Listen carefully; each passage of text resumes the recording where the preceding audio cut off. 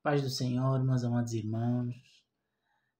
Mais uma vez aqui o irmão Felisberto. Venho partilhar a palavra convosco, uma palavra que o Senhor falou comigo no culto de hoje na igreja. Hoje é domingo, são 7 de setembro de 2025.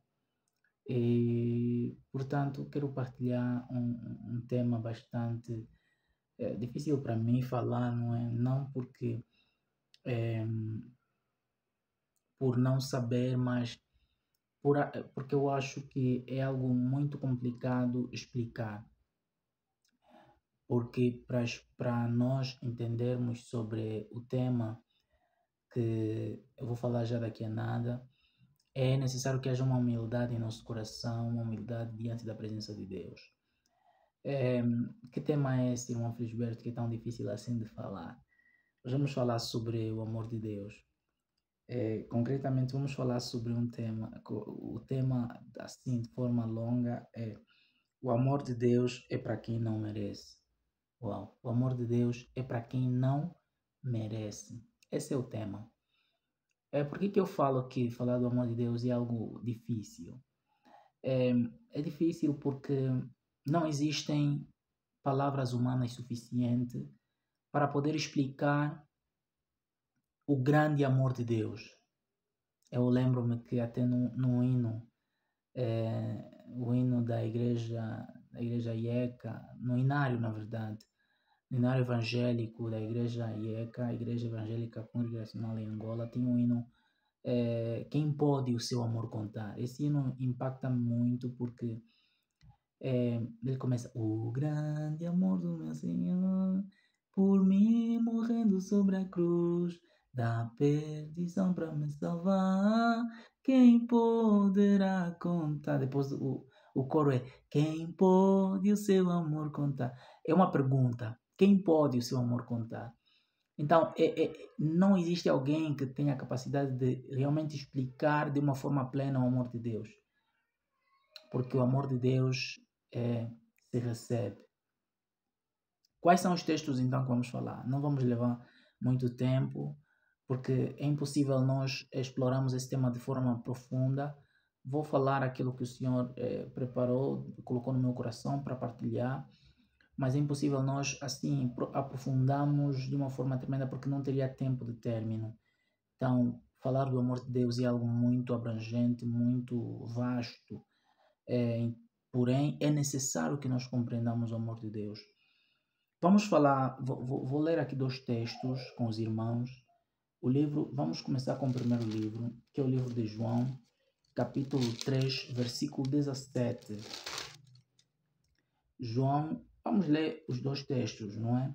Versículo 16 e 17 diz assim: porque Deus amou o mundo de tal maneira que deu seu Filho unigênito, para que todo aquele que nele crê não pereça, mas tenha a vida eterna. O versículo 17 diz assim: porque Deus enviou seu Filho ao mundo, não para que condenasse o mundo, mas para que o mundo fosse salvo por ele.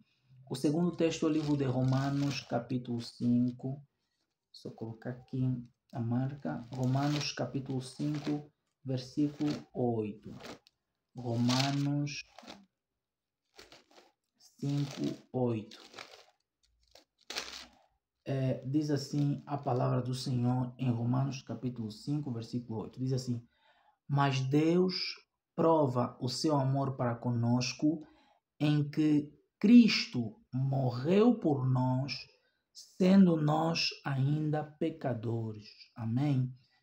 Mas Deus prova o seu amor para conosco em que Cristo morreu por nós, sendo nós ainda pecadores. Aleluia.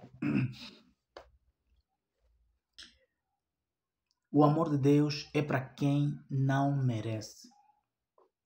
É um tema controverso, não é? Porque geralmente, para nós, seres humanos, o amor é dado para quem merece. Nós temos esse sistema de recompensa, que eu amo quem me ama, eu dou quem me dá. Nós trabalhamos assim, com o sistema de recompensa.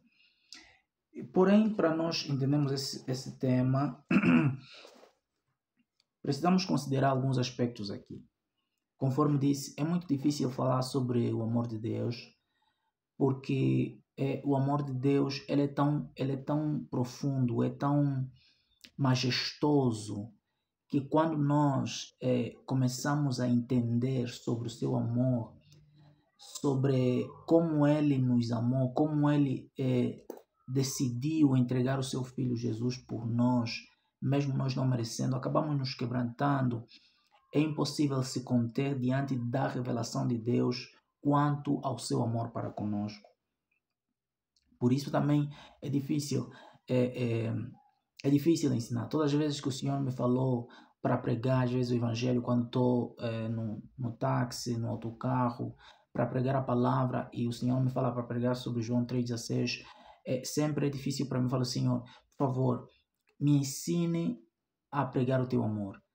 Que seja o Senhor sempre a falar. Claro, por que é um pouco mais difícil? Porque a expressão do amor de Deus para conosco não é como nós entendemos de amor, não é? Não é como o homem entende essa questão de amor. Geralmente nós definimos amor como sentimento, mas amor não é sentimento. Amor é uma decisão, amor é uma escolha. A máxima do amor é aquilo que está escrito em 1 Coríntios 13, versículo 4, que o amor não busca os seus próprios interesses. O amor não busca os seus interesses, o seu próprio interesse. O amor, ele busca o interesse de outrem. O amor busca o interesse do outro. Ele primeiro é o outro. Essa é a parte do amor que é muito difícil muitas vezes de se explicar. E também entender o amor de Deus é extremamente importante, porque é praticamente o segredo, é um dos segredos que nós, se não o maior segredo, para nós, filhos de Deus, fluímos na sua palavra, fluímos na sua promessa, fluímos no seu poder, até mesmo, principalmente no poder de Deus.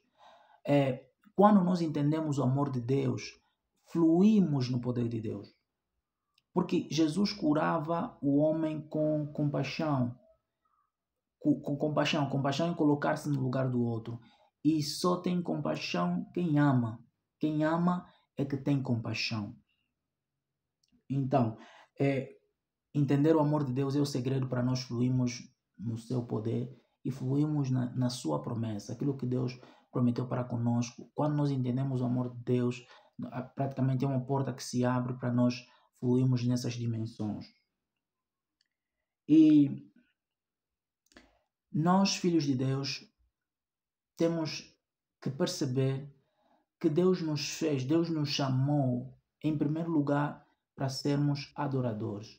Nós somos adoradores. Nós somos adoradores, nós não somos fazedores. Muitas vezes nós nos comportamos como Marta, ao invés de nos comportarmos como Maria. Jesus, quando vai à casa de Lázaro, não é, o seu amigo, que tem as duas irmãs, Marta e Maria, quando a Maria decide estar aos pés de Jesus, ouvir a sua palavra, ouvir, enquanto a Marta preocupava-se em servir Jesus, em cozinhar para Jesus e os seus discípulos. Claro, não é mau. Jesus não repreendeu de que aquela decisão fosse errada, mas Jesus disse que Jesus fez entender a Marta que não estaria sempre com ele, não estaria sempre com eles presencialmente, e que era necessário que ela aproveitasse, e que a Maria escolheu a boa parte e que não lhe será tirada. Se Marta, você está preocupada e fatigada com muitas coisas, e nós muitas vezes entramos nesse loop, entramos nesse nível, nesse estado em que a nossa maior preocupação é fazer a obra de Deus e não ouvir o próprio Deus. Nos preocupamos muitas vezes em buscar, em pregar o Evangelho. Claro que devemos pregar e nos preocupamos mais em fazer a obra de Deus do que conhecer o próprio Deus. Então, conhecer a Deus é a coisa mais importante, porque Deus nos fez como adoradores e não fazedores. É por isso que Jesus disse, Jesus falou que muitos me dirão, Senhor, Senhor. Jesus fala, nem todos que me dizem Senhor entrarão no reino dos céus. E Jesus explica isso muito bem. Ele fala que muitos virão Senhor em teu nome, nos expulsamos, fizemos vários milagres. E Jesus falou, não, apartai-vos de mim que não vos conhecer, porque vós praticais a iniquidade. Eles eram fazedores. Então, ser fazedor não é a mesma coisa ser adorador. Só que para nós adorarmos a Deus, nós precisamos conhecê-lo, entender o seu amor. E a parte que nós precisamos conhecer de Deus é exatamente isso, o seu amor. É assim que nós vamos, ali onde vai fluir a adoração perfeita. A adoração é não uma adoração fabricada, mas uma adoração genuína que nasce no nosso coração, quando nós entendemos o amor de Deus. Então, entender o amor de Deus é extremamente importante para que nós aprendamos a adorar. Para que nós aprendamos a adorar a Deus. Porque essa é a nossa essência. Nós somos adoradores. Antes de ser pregador, você é adorador. Você é adorador. E adorador não é aquele somente que canta, não é cantar, não é sobre cantar, mas é sobre contemplar a presença de Deus, é sobre bendizer o seu nome. E você só vai bendizer o seu nome em função da tua experiência com Deus, porque senão você vai falar de alguma coisa que Deus nunca tenha feito na tua vida. Amém? Então é extremamente importante entendermos sobre o amor de Deus. Ok. Só existe uma coisa para nós compreendermos verdadeiramente e andarmos no amor de Deus. Só existe uma coisa para nós entendermos e andarmos no amor de Deus. Pode existir várias outras coisas. Não quero aqui trazer algo concreto. O que eu quero partilhar com os irmãos é exatamente sobre isso. Eu trouxe algo que no entendimento que o Espírito Santo colocou no meu coração é muito, vamos assim dizer, é uma das coisas principais para nós compreendermos e andarmos no amor de Deus. O que é? Primeiro, o amor de Deus, ele é incondicional.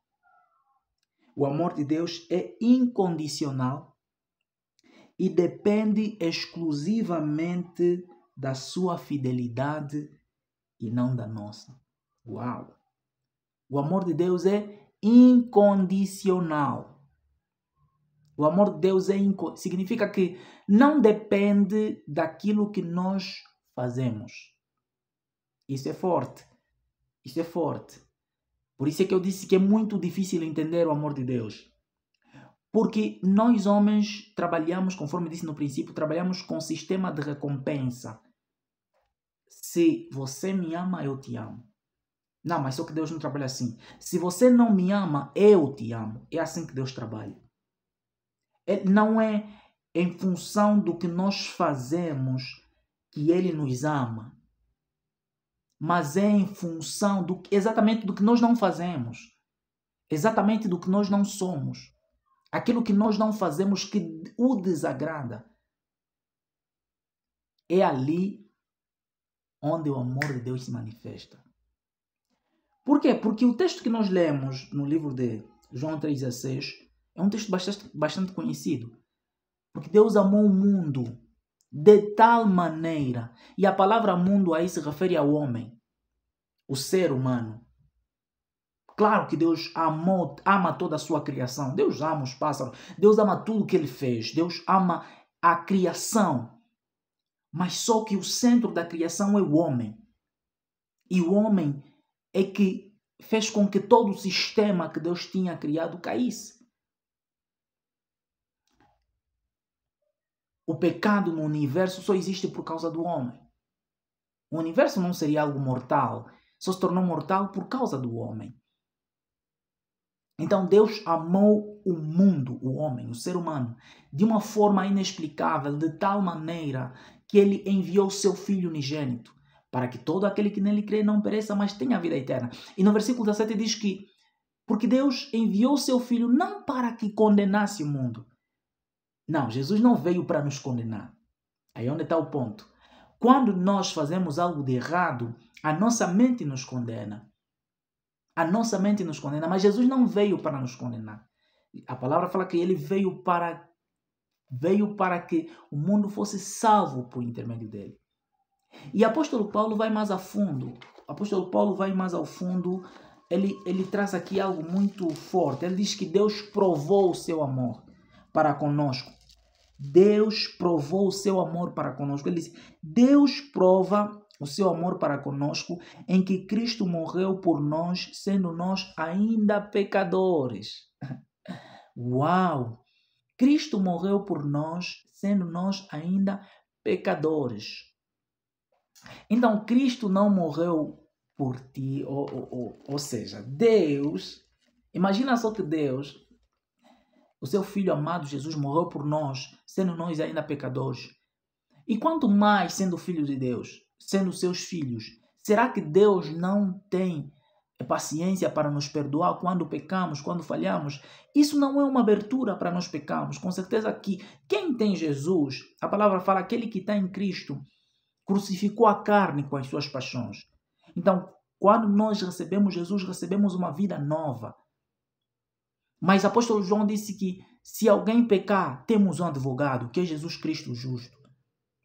Então, se você pecar, você tem Jesus como teu advogado para você confessar o teu pecado e ele perdoa o teu pecado. E aí você avança, continua na jornada. Porque a jornada é assim, ela tem altos e baixos, tem sobressalto, tem pedra, tem espinhos. Mas nós não podemos desistir, devemos avançar, avançar e avançar.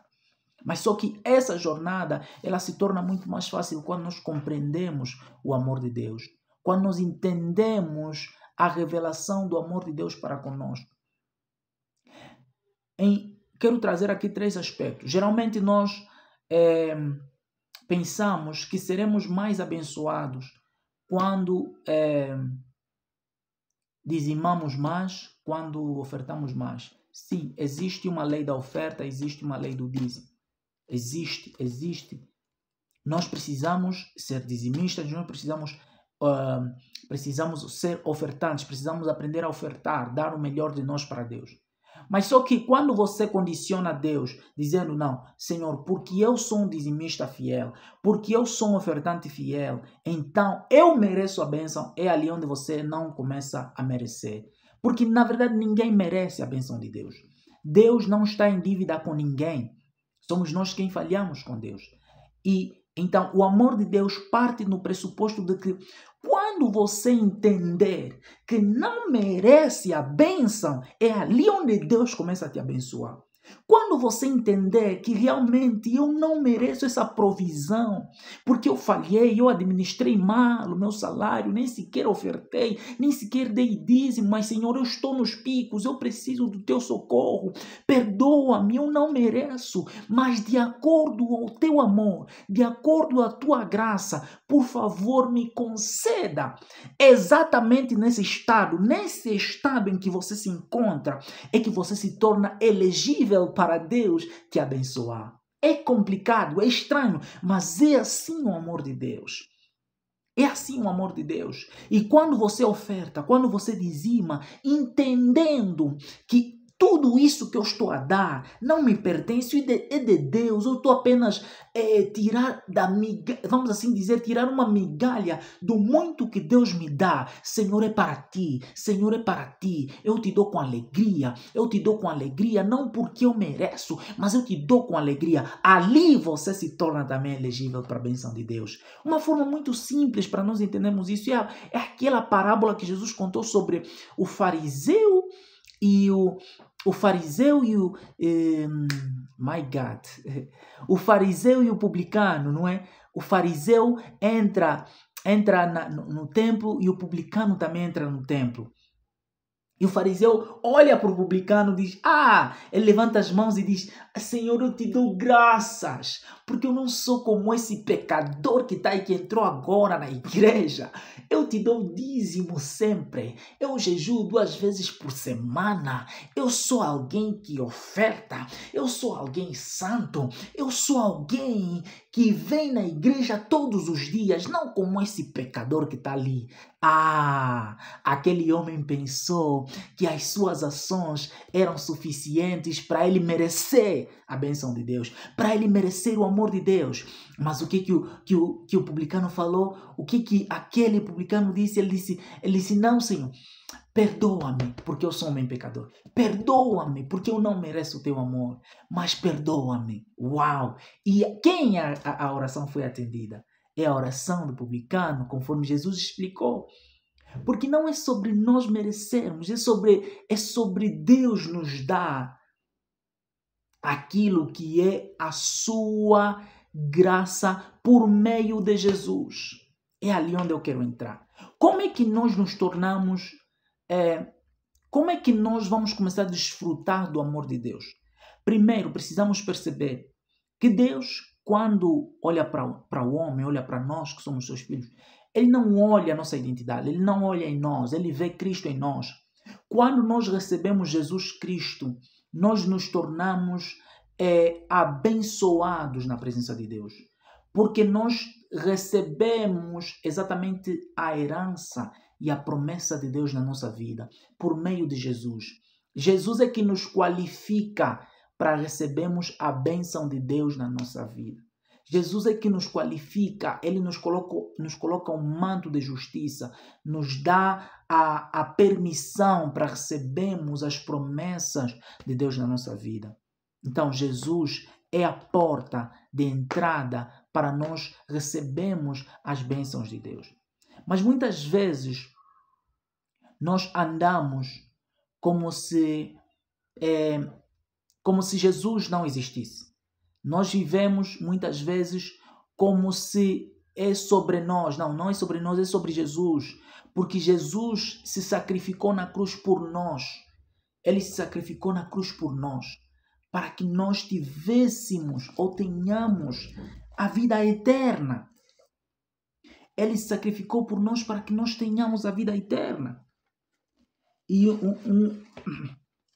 um outro texto que eu quero aqui compartilhar com os irmãos é o livro de Efésios, capítulo 2, versículo 4. Efésios, capítulo 2, versículo 4. Efésios, capítulo 2, versículo 4. Diz assim a palavra do Senhor. Versículo 4 e versículo 5. Diz assim: Mas Deus, que é riquíssimo em misericórdia, pelo seu muito amor com que nos amou, estando nós ainda mortos em nossas ofensas, nos vivificou juntamente com Cristo. Pela graça sois salvos. Então aqui nós vemos que Jesus nos amou quando nós ainda éramos pecadores. Deus te ama. Você precisa entender que Deus te ama. E Ele quer cuidar de ti. Ele quer te curar. E não só quer, como Ele já nos curou. Muitas vezes nós pensamos que não merecemos, não estamos a ser curados porque não ofertamos o suficiente, porque não vamos à igreja o suficiente, porque nós não somos bons cristãos, não oramos o suficiente, e ali nós colocamos condições para recebermos a bênção de Deus na nossa vida. Não, a palavra fala que é por meio da sua graça. Se você está doente, você tem que saber que Jesus já levou as tuas enfermidades e as tuas dores. Não é sobre você, é sobre Jesus, é sobre aquilo que Ele já fez por nós. Você se torna elegível de receber a bênção de Deus porque você está em Cristo. Você recebe a bênção de Deus porque você está em Cristo. Não porque você fez algo certo, mas porque Jesus fez tudo certo. É ali onde está a revelação. Nós somos herança de Deus. Nós somos descendência de Abraão por meio de Cristo. Nos tornamos filhos de Deus. E através de Cristo nós recebemos a sua bênção. Então não condicione a bênção de Deus na tua vida por causa das tuas ações. Deixa que Deus trabalhe em ti. Aceita o amor de Deus. Aceita o amor de Deus. Você precisa aceitar que Deus cuide de ti, mesmo sem você merecer, porque não se trata de merecimento. E quando você vai experimentar o seu amor, a sua graça, a sua provisão na sua vida, é ali onde você vai aprender a adorar e a querer apresentar Jesus para o mundo. Porque é dessa forma que funciona. Primeiro você conhece a Deus. Primeiro você aprende sobre Deus.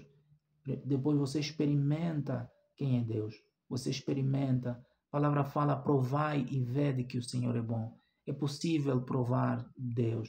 É possível provar o amor, a cura. É possível provar tudo isso. Para que depois você anuncie, para que você depois anuncie para o mundo aquilo, as beneficências que Deus fez na tua vida. Então Deus nunca vai nos abençoar porque porque nós merecemos a bênção, não. Não vai nos abençoar ou não vai te curar porque você merece a cura. Ele não vai te livrar da dívida porque você merece ser abençoado, não. É por causa do seu amor. É por causa do seu amor. Por causa de Jesus Cristo. Exatamente por não merecemos. Quando nós reconhecemos que não merecemos e que precisamos da sua ajuda, que precisamos do seu socorro, é ali onde Deus atende e vem nos socorrer. É ali onde Deus atende e vem nos socorrer. Então, nesse momento, por exemplo, preciso de uma provisão divina. Não sei onde tirar, não sei o que fazer. E talvez, geralmente, o que é que a mente vem? O que é que a minha mente diz? Não, você se calhar não ofertou o suficiente. Você não orou o suficiente. Você não pregou o evangelho o suficiente. Por isso é que por isso é que Deus não vai te ouvir. Por isso é que Deus não vai te abençoar. Por isso é que Deus não vai te socorrer. Porque você geriu mal, você fez aquilo mal, você deveria ter guardado. Então, vem muita coisa na nossa mente. Mas hoje no culto da igreja, percebi isso, que o Senhor revelou no meu coração essas coisas, essas palavras, que não, desde o momento em que você pensar que você merece a minha bênção, é nesse momento que você nunca vai receber, porque é exatamente por você não merecer que você recebe. É exatamente por você não merecer que você recebe. E isso é o que nós precisamos entender, que nos tornamos propícios, nos tornamos merecedores da bênção de Deus, do seu amor, quando nós não merecemos. Porque é sobre o seu amor. Ele enviou seu Filho sendo nós ainda pecadores. Não é quando nós éramos santos. Jesus morreu por nós, sendo nós ainda pecadores. Então Deus vai te abençoar nas tuas falhas. Deus vai te curar nas tuas falhas. Só precisas reconhecer, Senhor, eu sou falho. Eu não sei o que fazer. Eu não sei mais o que fazer. Perdoa-me e me cura. É assim que funciona. Que Deus te abençoe, meu amado irmão. Era essa palavra que eu queria partilhar contigo. Que o Senhor abençoe essa mensagem, que chegue ao amado, à amada, que realmente precisa dessa palavra. Em nome de Jesus. Amém.